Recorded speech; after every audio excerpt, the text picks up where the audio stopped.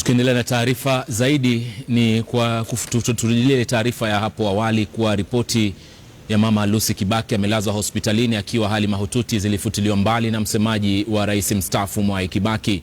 Kwenye ujumbe wa msemaji huyo Ngari Gituku, mama Lucy alikuwa katika hospitali ya Nairobi uchunguzi tu wa kawaida. Mashirima Kapombe na taarifa hiyo. Jumbe kama hizi zilizosheheni katika mitandao ya kijamii siku nzima zilizua wasiwasi kuhusu hali ya afya ya mama Lucy Kibaki, mkewe rais mstaafu Mwai Kibaki.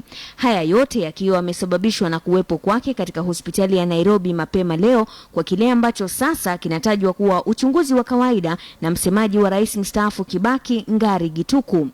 Kulingana na Gituku, hali ya afya ya mama Lucy iko sawa na kufananisha kuwepo kwake hospitalini na jinsi wakongwe huhitaji uchunguzi wa mara kwa mara kuhakikisha kuwa afya zao ziko sawa. Aidha, aliongeza kuwa afya za kina mama wa umri kama wa mama Lucy hauwezi kulinganishwa na wa wasichana wa shule.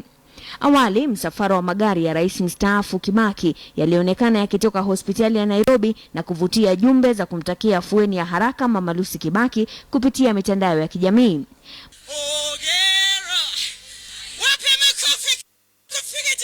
Mara ya mwisho kwa mama Lucy kuonekana hadharani ilikuwa tarehe 27 mwezi Agosti mwaka 2010 wakati wa kuidhinishwa kwa katiba mpya ya taifa la Kenya. Katika hatamu ya kwanza ya uongozi wa rais mstaafu Mwai Kibaki, mama Lucy alionekana mara kwa mara katika hafla mbalimbali.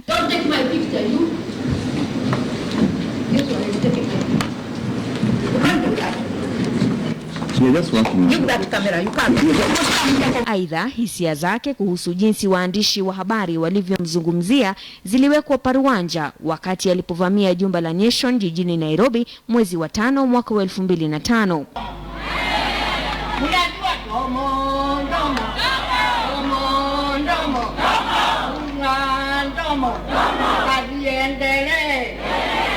Wakati wa kampeni za uchaguzi mkuu wa mwaka 2007, mama Lucy alijimwaya uwanjani kumpigia debe mumewe.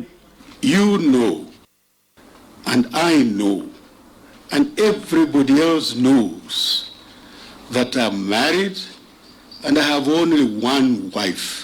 Na alisimama kidete kando ya mumewe mwaka 2009 wakati ambapo ilimbidi rais mstaafu Kibaki kutangaza wazi barafu yake ya roho ni nani.